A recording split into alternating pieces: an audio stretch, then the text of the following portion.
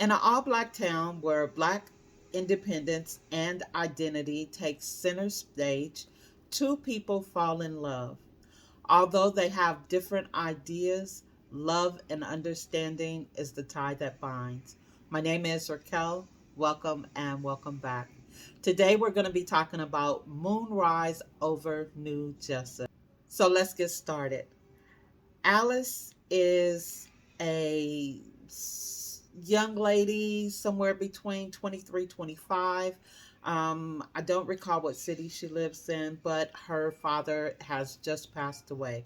She's lost her mother and her sister she has not talked to for many years. And her landlord has assaulted her. So she is leaving her town. She wants to go find her sister, who she believes is in Chicago. The problem is she doesn't have very much money. So at the depot, the bus depot, the guy tells her, this money will get you maybe to Montgomery, Alabama. So she's on her way. They stop at a rest stop.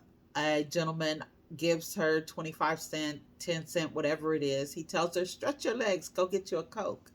She gets off the bus. She goes over to this establishment. She sees this guy who's shining shoes, and she asks him, where's the colored entrance? And he says, just go in. And so they go back and forth about this because she's like, this guy is, he's got to be pulling my leg or something because I'm asking him how to get in and he's wasting my time basically.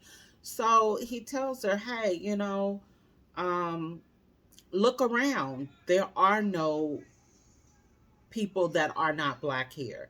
And she looks around and everybody she sees is all the different shades of black. And it's like a light bulb goes off for her. And instead of getting back on the bus, she decides to stay. So she goes and she meets with uh, a pastor and his wife who helps her out with a place to live. She eventually gets a job. And of course, at some point, she finds a man. The man that she falls in love with, his name is Raymond, and he is the grandson of one of the founding fathers of New Jessup. So, what happened was back in the day when Jessup was a whole town, the black people of Jessup all put their money in to buy a swamp. They then developed this swamp into an actual town. So that's how you get New Jessup. So New Jessup is a whole town. It has a hospital, it has a grocery store, it has schools. So with those three things, it is now a town. However, it is missing some key elements. Like they don't have their own mayor. They don't have a voting system or different things like that. So whenever they pay their taxes, they wind up going to Jessup, and then um, I don't know this, but I would assume that they are then split and they are given a portion. And that is not good enough for the grandsons of the founding fathers. They want to make some changes. However, if you know anything about older people, they like things the way they are. They are not too fond of change. So the third generation of the founding fathers are hiding a secret.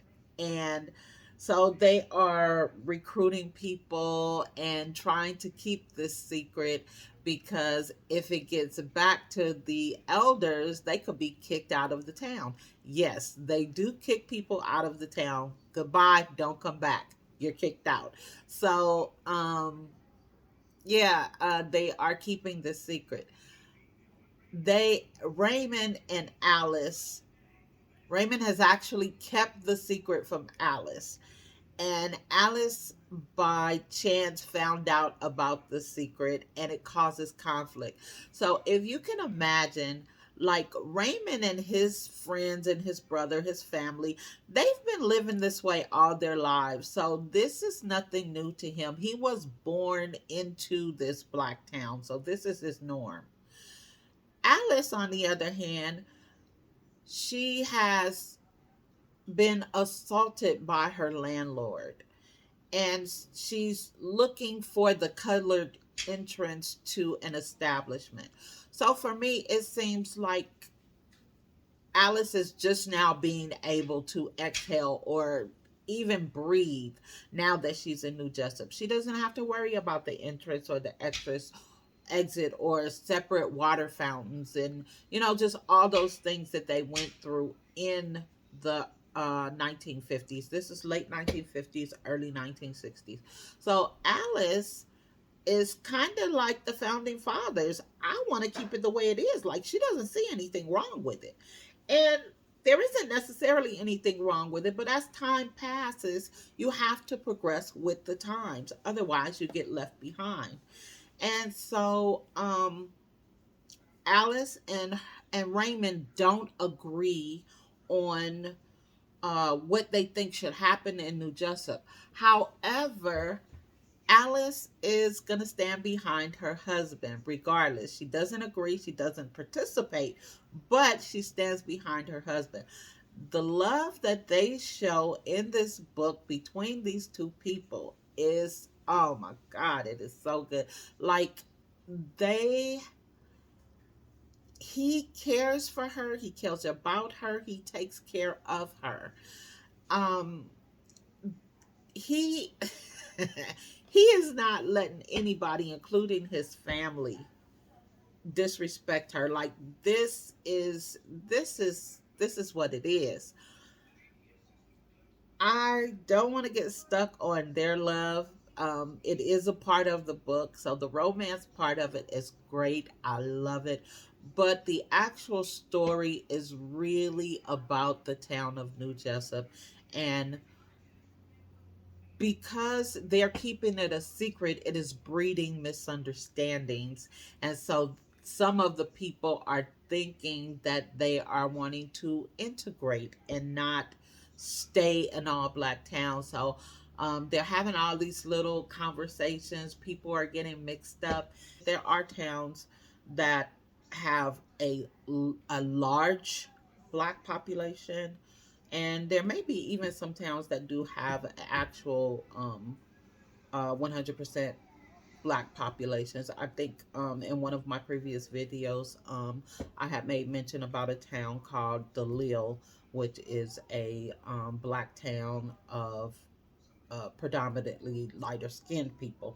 Now, I don't know that they don't have any other people there that are not black at this time, but I know that back in the day it was like that. I don't know what it would be like in 2024. Um, and there were some towns in Minnesota, Florida, New York, California. There were a lot of all black towns like Tulsa. So yeah, that I mean, just the thought of it to me is like, wow, would be really really awesome. So I was really happy to pick up this book. The funny thing is, it did take me quite a while to read this book. I think I have been working on reading this book for almost a month, and that is kind of a long time for me. But there were bits and pieces that were slow, but once it picked up, it kind of sailed through, and you had to get at least about 50% of the way through before it kind of picked up. Because at first, um, I think that I didn't really, really understand what was happening. And I think that after I got about 50% of the way through and they started and I got into the second half, it just kind of all rushed in together. But in the beginning, things were happening and they were happening kind of slow. It is a very descriptive book. I felt like I could see everything that was happening, and I did like that. Um, it is a really, really good book. I truly enjoyed it, but it did take me to get to about 50% ways through the book in order for me to enjoy it. In addition to, I think I was reading like three other books at the same time, and all four of these books were giving me heck. I mean, they were slow. I started to wonder if I was in a slump or not. But I wanted to read, and so I would just put one down and pick a different one up, listen to this one, just back and forth until I made headways with the book. So right now I am still working on Women of the Post, but I did wind up seeing the movie on Netflix. What's it called? 6888, which is, I believe, based on Women of the Post. And I didn't know that book was coming out, but yeah, it does. When I watched the movie Women of the Post, it seemed like it didn't really, nothing really exciting happened until almost the end, and that's kind of what I'm getting from the book. But now that I have an idea of what's going to be happening, I might be able to read it a little bit faster, just because I'm excited to see how they do it in the book. It is a little bit different. The book and the movie is different as usual. um but yeah, so this book gave me a little bit of a time, but it was well worth the wait. I truly enjoyed it. I would definitely put it in one of my top 5 for the year.